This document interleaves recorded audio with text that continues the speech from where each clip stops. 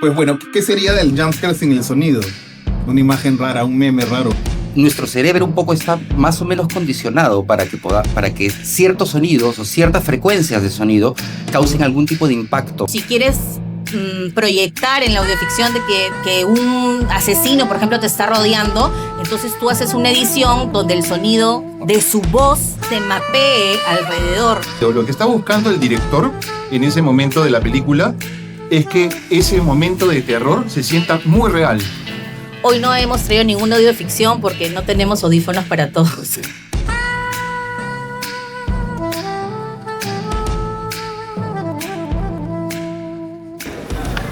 ¿Qué tal?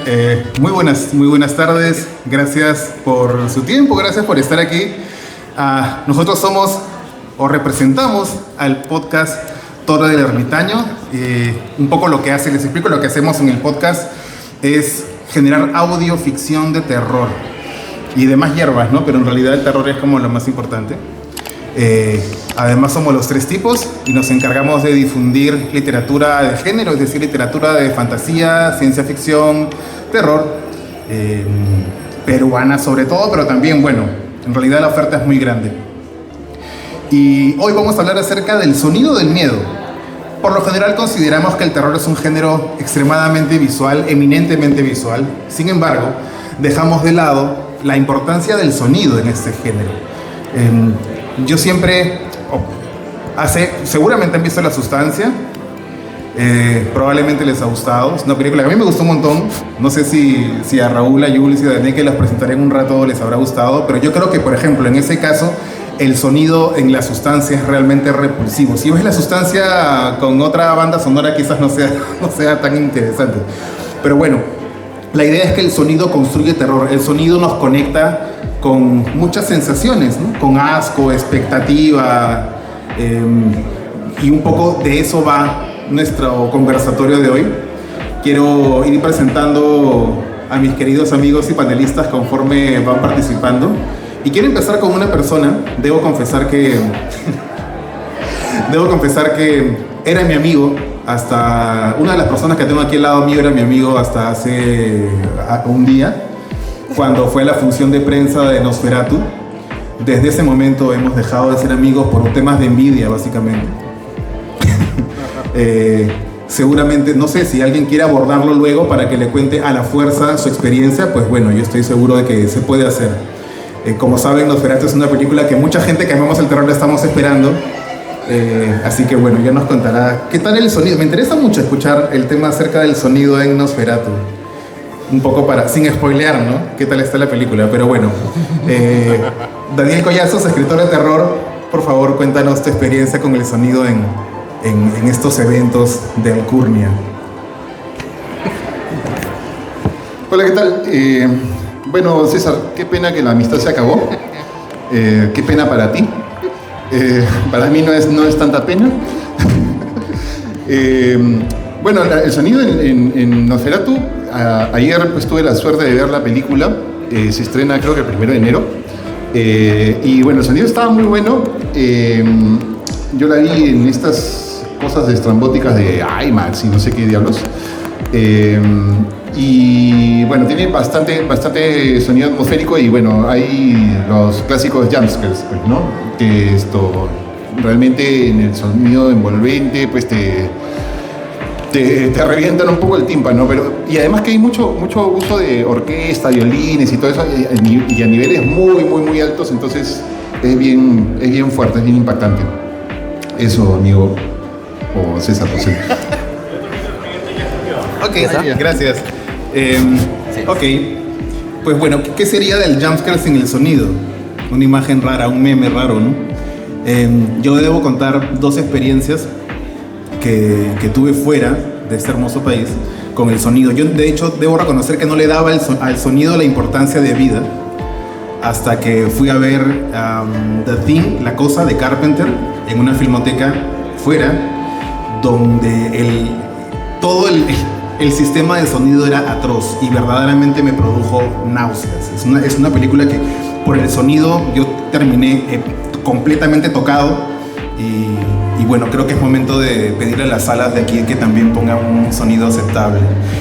Otra experiencia que tuve con el terror y el sonido fue con esta de Ducornú, la del carro, la chica y el carro esta, Titán, también atroz.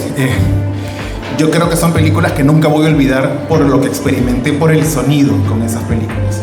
Así que ahora quiero darle el pase, antes de conversar con Jules, que es la productora del podcast y es la que nos va a contar seguramente cosas súper chéveres acerca de cómo se hace un podcast de terror. Quería darle el pase a Raúl Quiroz, escritor de fantasía, terror, ciencia ficción, todo le sale bien. Hoy día estoy botándolo todo, lo estoy botando todo.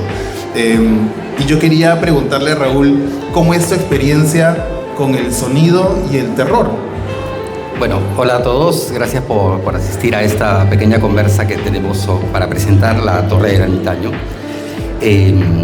Yo creo que todos, si alguna vez hemos salido de campamento, por ejemplo, la playa, acá no hay bosques mucho, pero al campo, y hemos estado dentro de la carpa durante la noche, hemos escuchado sonidos de fuera de la carpa. Y eso nos da la idea de que el sonido también es una forma de incentivar la imaginación. Y probablemente sea una cuestión evolutiva, o sea, los grupos humanos primitivos experimentaban la naturaleza y experimentaban el peligro de la naturaleza a través no solamente de la vista, sino a través también del sonido. Es por eso que nuestro cerebro un poco está más o menos condicionado para que ciertos sonidos o ciertas frecuencias de sonido causen algún tipo de impacto que normalmente es de alerta, ¿no? Es digamos lo más básico, lo que en neurología se llama el cerebro reptil, ¿no? Porque justamente cuando se activa, el cuerpo lo que hace es generar cortisol, que es la hormona de la ansiedad o del estrés, y también genera adrenalina, ¿no? Y prepara un poco el cuerpo para huir desfavorido.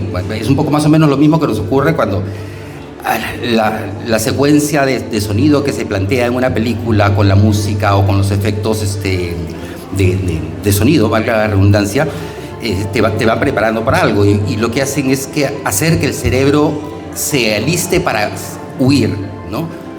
Obviamente no lo hace porque estás en una sala de cine, pero es más o menos la sensación que surge, ¿no? Una acotación interesante, Friedrich Nietzsche decía que el oído era el órgano del miedo, ¿no? También, un poco podríamos ir desarrollando un poco eso más adelante. ¿Ya ven por qué lo envidio? Tiene muchos datos muy chéveres acerca del miedo. No sabía que Nietzsche decía eso, pensé que se iba a referir al bigote o algo así. Pues bueno. O a su misoginia. O a su misoginia. Perdón. Debo delimitar en este momento de que cuando hablamos del sonido en el terror es diferente, y quiero que Jules me lo confirme o me diga, ¿sabes que estás en otra onda? Es muy diferente a la banda sonora. Estamos hablando del diseño sonoro, de criaturas que por lo general no existen. Hay mucho terror sobrenatural que no sabemos cómo suenan, y gracias a los sound designers, que es el rol que genera estos sonidos en base a sonidos que ya existen, crean sonidos de estas criaturas extrañas. Pienso en Alien, pienso en muchas de las cosas, o cómo suena el espacio, cómo suenan las naves espaciales y tal, en el terror en el espacio. Pues bueno, es eso. Son sonidos que uno tiene que imaginar. Y el sound designer precisamente lo que crea es, a partir de sonidos que existen, graba cosas y genera nuevos sonidos que están en coherencia o en concordancia con lo que vemos en la pantalla. Ese es el trabajo increíble de los sound designers, y creo que es una rama que no está lo suficiente, de la cual no se habla lo suficiente, ¿no? Hablamos mucho del director de arte, el director de fotografía, el compositor de la banda sonora, pero el sound designer, o sea, yo creo que si nos preguntamos cuáles son los 3 mejores sound designers de terror o de cualquier género, va a ser complicado encontrar nombres reconocibles. Y yo ahora quiero pasar con Jules, que es la gestora, gracias a la cual empieza La Torre. Y yo le quiero preguntar una cosa que nunca le había preguntado antes. Qué miedo. Qué miedo. ¿Hubo algún momento en tu vida o en tu carrera que te dijera, voy a empezar a hacer un podcast, o voy a empezar a hablar de los sonidos del terror? ¿Hubo alguna película que te marcara por el sonido o alguna experiencia quizás? Bueno, en realidad Torre del Ermitaño se gestó en pandemia y básicamente en pandemia fue el boom de los podcasts, ¿no? Torre del Ermitaño iba a ser un podcast, no propiamente con el mismo nombre, pero sí estaba interesada muchas veces en crear un podcast tipo de asesinos en serie. Pero como lo dejé pasar tanto tiempo, me di cuenta que muchas personas empezaron a hacer lo mismo. Pero yo tenía un bichito que me venía desde la universidad, porque en la universidad yo tenía un curso que era de radio. Y dentro de ese curso, me acuerdo que de trabajo final nos dejaron hacer radionovelas. Y la sonorización era en vivo. Y me enamoré perdidamente de las radionovelas, que ahora serían audioficciones, ¿no? Entonces, con los primeros ermitaños, dijimos, ¿por qué no? Hacemos un podcast de audioficciones. Y me acuerdo que las primeras 2 audioficciones que salieron, como estábamos en plena pandemia y no teníamos contacto literalmente con nadie del mundo, ni del podcast, ni de los actores de voz, ni nada, lo editamos nosotros y lo grabamos con nuestra propia voz para que pueda salir en Spotify, ¿no? Entonces, a mí el terror es un género que me ha apasionado toda la vida. Y respondiendo también a tu pregunta, la película que hizo que me fijara mucho, yo siempre me he fijado o le he prestado mucha atención a los sonidos, ha sido La Mosca, por ejemplo. Sobre todo la parte donde vomita su propia comida. Entonces, linda, ¿no? esa parte. Sí, te produce muchas cosas, en verdad. Aparte de asco, ¿no? Y toda la película en general, ¿no? Aunque me imagino que Raúl tiene una deducción más profunda de esa película. Oye, tengo otra pregunta para todos. Cuando ven terror, ¿lo ven con audífonos puestos para disfrutar el sonido? No, yo no. Solo cuando escucho las audioficciones, porque las audioficciones es muy importante que las escuchas con sonido, porque las audioficciones hacen que juegues con lo no visto, que juegues con tu imaginación, que juegues con tus propios miedos, que creas tus propios personajes y tus propios contextos. Entonces, si no utilizaras audífonos, entonces el trabajo de edición se vería perdido, porque, por ejemplo, voy a dar un ejemplo, ¿no? Si quieres proyectar en la audioficción de que un asesino, por ejemplo, te está rodeando, entonces tú haces una edición donde el sonido de su voz te mapee alrededor, que no lo apreciarías si no tuvieras audífonos. Entonces, por eso hoy no hemos traído ninguna audioficción, porque no tenemos audífonos para todos. Si no lo hubiéramos proyectado. Pero llegará el momento. Consejo entonces para todos, cuando vean terror, no solamente vean, escúchenlo también. Una de mis películas favoritas, de las tantas, es Zombie, de Lucio Fulci. Y esa película también tiene sonidos realmente grotescos. Me encantan, porque además están como superpuestos encima de todo lo que ves. Son sonidos muy artesanales, no sé cómo llamarlo, pero son sonidos que podían ser artificiales si lo quieres escuchar así, pero tienen mucho que ver con lo que estás viendo. Siento que dentro de los subgéneros del terror, el gore tiene que tener sonidos realmente grotescos y brutales, ¿no? Y bueno, para estas películas por lo general se graban sonidos de huesos y carne en ambiente y luego se reproducen en la película. Obviamente no es que estés abriendo a nadie, esperamos, ojalá, quizás, alguna de culto. Pero eso, ¿no? Los sonidos, y vuelvo a The Thing de Carpenter, que yo es de las películas que he escuchado más grotescas y, bueno, seguramente la han visto, creo que es una película que no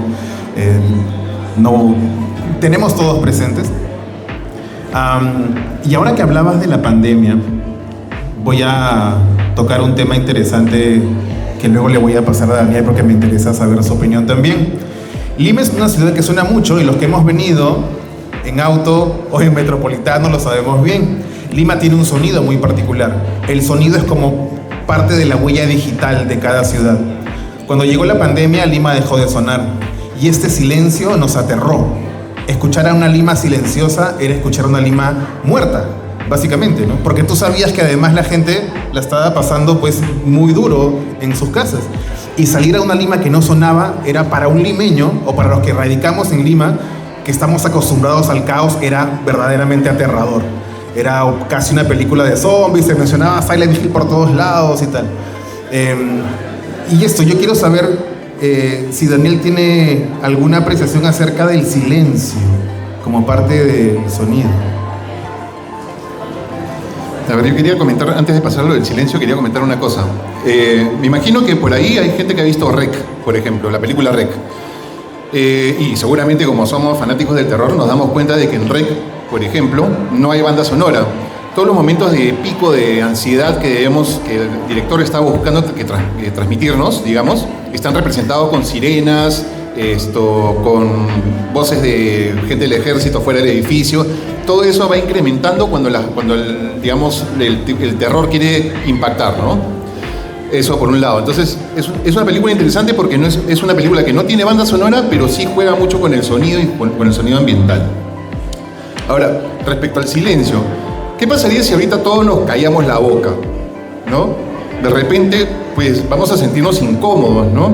Porque estamos acostumbrados al sonido. Cuando vemos una película de terror y de repente todo está en silencio, pues ahí es posible que la cosa se pone complicada. Por ejemplo, en El Exorcista, la escena más crítica o más creepy de El Exorcista, cuando ya solamente está muriendo el padre Carras, si no me equivoco, se anula el sonido. Se anula totalmente el sonido, y eso tiene un porqué. O sea, no hay música, no hay nada de eso. ¿Por qué se anula el sonido? Lo que está buscando el director en ese momento de la película es que ese momento de terror se sienta muy real. Y la música lo que haría sería ensuciar ese momento, ese gancho de realidad, ¿no? Después, lo último que quisiera comentar sobre el silencio. Si por ahí hay algún old school como yo, que ha visto Buffy la Cazavampiros, el capítulo más impactante de Buffy la Cazavampiros es aquel que no tiene ningún sonido. Es donde se enfrenta contra unos demonios que no hablan absolutamente nada y mantienen toda la ciudad en silencio, que son los caballeros, the gentlemen. Ese episodio incluso ganó un premio Emmy, si no me equivoco, ¿no? Sí. Entonces, la ausencia de sonido es súper importante. Ahora que hablabas del silencio y estos sonidos, me puse a pensar en dos cosas, ¿no? Primero, el aleteo de los pájaros en Los pájaros, la película de Hitchcock, que él también tenía esta premisa, ¿no? Voy a hacer una película sin banda sonora, solamente con aleteo de aves que nos van a dar este terror. Y yo no sé si a ustedes, pero cuando yo la vi me daba miedo el aleteo de las aves, era súper fuerte. Y el otro sonido... Yo lo mantengo todavía. ¿En serio? Sí. Y el otro sonido que a mí me sacó mucho de cuadro, que yo no sé por qué, en realidad, seguramente fue intencional, de Amenábar, fue en Tesis. Cuando se quedan a oscuras y él va encendiendo fosforitos para ir avanzando, este sonido del fósforo era como un reloj que iba avanzando y me parecía aterrador. Pero claro, estos sonidos son aterradores porque están enmarcados por el silencio, porque si hubiera una gran banda sonora, así sea de Zimmerman, este sonido no hubiera brillado tanto, porque la importancia viene precisamente de su opuesto, el silencio. Y quiero pasarle la pregunta ahora a Raúl. Me interesa mucho saber qué piensa acerca de esta dinámica sonidos y silencio. Bueno, sí, un poco creo que es cierto lo que dice Daniel sobre que el silencio nos termina inquietando, ¿no? Y creo que tiene mucho que ver con que vivimos en una sociedad que es muy ruidosa de por sí. O sea, como dice César, Lima es una ciudad que produce ruido todo el tiempo, ¿no? Pero tanto así nos incomoda el silencio que cuando hay una habitación, cuando estamos en una habitación en la cual no hay ruido, tenemos que estar tamborileando los dedos sobre alguna superficie para poder sentir que existimos de alguna manera, ¿no? Porque no escuchar nada produce de alguna manera una sensación de vacío, ¿no? Ahora, también es cierto que de por sí, o sea, los sonidos no son no dan miedo. O sea, los sonidos son solo vibraciones. O sea, lo que da miedo es cómo el cerebro interpreta esas vibraciones, ¿no?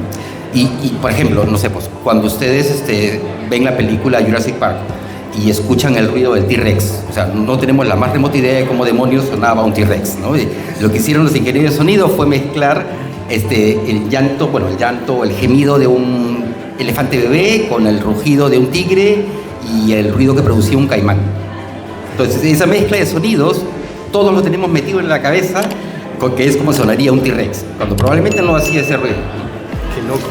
Pero sí, definitivamente hay un gran peso de la eficacia de una película que reposa sobre el ingeniero de sonido, ¿no? Y utilizarlo de manera inteligente, o sea, no sé, o sea, lo que produce, por ejemplo, alerta en el cuerpo no son los sonidos habituales, sino es lo que se llaman sonidos no lineales, que son frecuencias que están un poco,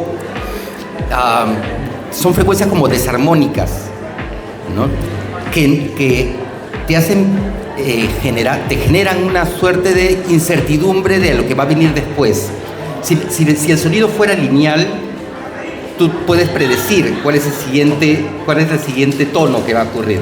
Okay. Pero cuando el fondo musical o el sonido ambiental es no lineal, te tiene un poco en ascuas, ¿no? Entonces eso produce esa irritación o esa incomodidad o esa sensación de peligro, ¿no? Entonces yo creo que eso es súper importante para entender cómo funciona el sonido en una película o en una audioficción.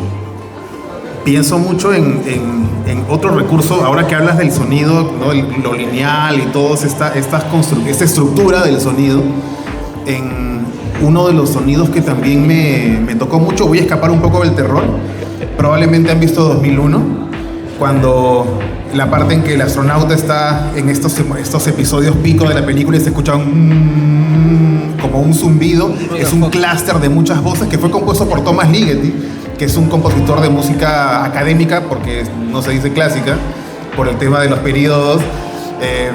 Es una música académica experimental y él hizo un clúster de muchas voces que era como básicamente un coro, un zumbido. Ahora, una cosa es apoyarse, hacer sonidos cuando tienes un apoyo de la imagen, y otra cosa es generar una historia a partir de los sonidos. Yo encuentro, y con toda la experiencia que hemos tenido con Torre, viendo de cerca el trabajo de Jules y cómo conceptualiza el sonido, que me parece básicamente es como una especie de escultura sonora con varias capas, porque es eso. Me pongo poético, permíteme, puedo. Como decía Tarkovsky, es esculpir en el tiempo. El hecho de buscar voice actors, porque deben saber que lo que hace Torre es adaptar relatos, cuentos, y los adapta a audioficción. Entonces, este proceso de traducir la literatura no solamente es una voz que te lo cuenta, está actuando, dramatizando la situación. Yo entiendo que eso debe ser súper complejo, y quiero preguntarle a Jules cuál es el procedimiento, o en todo caso la parte más creativa. ¿Cuál es la parte más complicada de traducir un cuento a audioficción? Bueno, vamos a partir que la fuerza del audio tiene que ver con la intimidad, ¿no? Que parece que le estás contando algo a solo una persona, ¿no? Y eso nos obliga a los narradores o constructores de sonido contar una historia de una forma distinta e involucrarnos mucho más personal, ¿no? De forma personal con el oyente. Para las audioficciones sí se hace un guión técnico del guión literario, se traslada al guión técnico, y partimos de empezar a imaginar, de literalmente cerrar los ojos e imaginarme la escena a través de sonidos, porque muchas veces yo tengo que, o tenemos que eliminar en el equipo muchos párrafos que están escritos porque solo un sonido puede reemplazarlos, ¿no? A veces en el guión literario uno es muy descriptivo y dice, y sonó la campana, no sé, en 3 tiempos. No necesito poner eso en una audioficción porque genuinamente puedo lograrlo con un sonido, ¿no? Y en el tema de los actores es muy importante que las voces sean distintas, porque si no la narración sería muy plana o la actuación sería plana. Tenemos que tener en cuenta que esto no tiene un apoyo visual. Entonces, ¿cómo yo puedo identificar a cada personaje? Entonces tienen que tener tipos de voz distintas que te lleven a construir una escena. Por ejemplo, hay un cuento que se llama Testigo Ciego, que es policial, básicamente, que se trata de una... ¿cómo se dice esto? Hay un detective que le está tomando una manifestación a un interrogatorio. A un interrogatorio, exacto, que le está tomando a un testigo, ¿no? Que le está tomando el interrogatorio a un testigo. Y si ustedes entran en ese cuento, la voz del policía, o sea, tú lo escuchas desde el primer hola y vas a decir, este es el policía. Porque es una voz gruesa, ¿no? Es una voz dura, ¿no? Más allá de la actuación. Entonces, además de eso, tengo que jugar con los planos. Que eso pasa, por ejemplo, en Aló, que es el cuento de aquí, mi queridísimo Daniel Collazos, que se trata de una conversación telefónica de una asesina serial. Entonces, yo no puedo poner las dos voces en el mismo nivel, ¿no? O sea, se escucha que hay un efecto de voz detrás del teléfono, o de repente en alguna otra audioficción que es el sustituto de acá, mi queridísimo Raúl, hay una voz del protagonista que es joven, o sea, es un niño de 15 años, y yo no puedo pedir, o sea, tener una voz mucho más dura, ¿no? Tiene que ser una voz más juvenil. Creíble.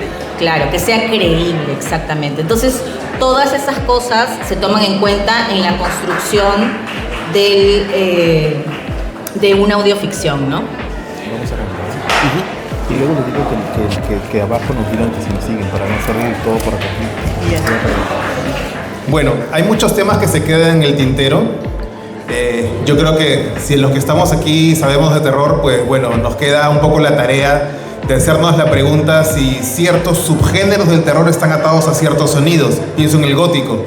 El viento, las ramas, básicos, sonidos muy ligados a la naturaleza, ¿no? En el gótico es eso, ¿no? Los castillos y la piedra, todas estas cosas que pasan por estas galerías.